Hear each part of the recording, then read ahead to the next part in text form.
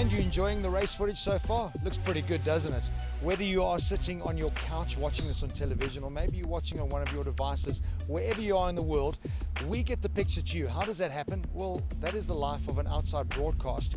I've been doing TV for 22 years, and I can tell you I've got no clue what actually goes on inside these vans. So I thought I'd give you guys a sneak peek behind the scenes. We can go and have a look at it.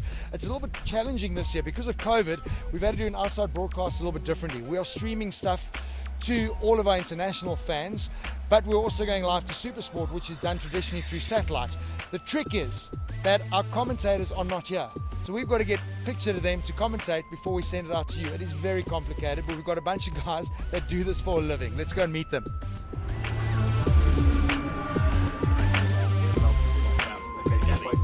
So we've got producers sitting in the UK, we've got graphics sitting in the UK, and then we're uplinking obviously to Supersport. So we've got multiple formats. We've got our commentators actually aren't here.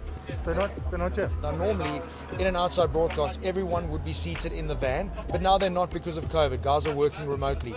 I mean, at the moment we would have 20 people inside, but at the moment I think there's five. Well, actually, there's only just a director and a technical producer here. It's okay, so let's put it in perspective. We've got 12 plus cameras. We've got 2 live link cameras in the main pits. All of that stuff gets cabled, fibered into the OB van. Then we send that signal where? So that signal will come into the desk. There's a director, he'll cut it, and then they'll go out streaming and on the satellite. Okay, but because the commentators and the graphics are not here, that little picture you sending is actually that picture up top there. There's multiple pictures, a program picture.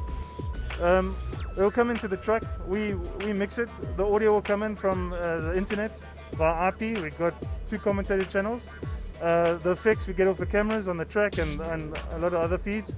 And then the audio will be mixed together, the video will be mixed on the video desk, and that all comes together to transmit out.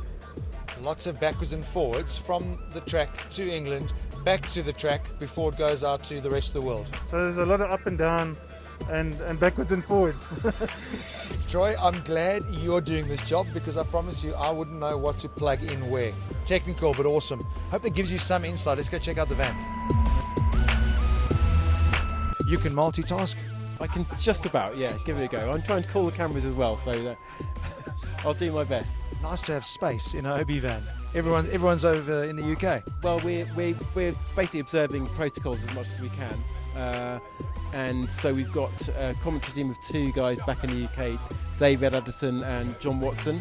He raced here back in the 80s. So we actually interviewed him last year. What a legend! Yeah, he's absolutely. So we use him all the time for our GT World Challenge races as well. So he's well and truly part of the team. Quite a convoluted thing, but it's working. And so far we've got pictures up, and everything's going well.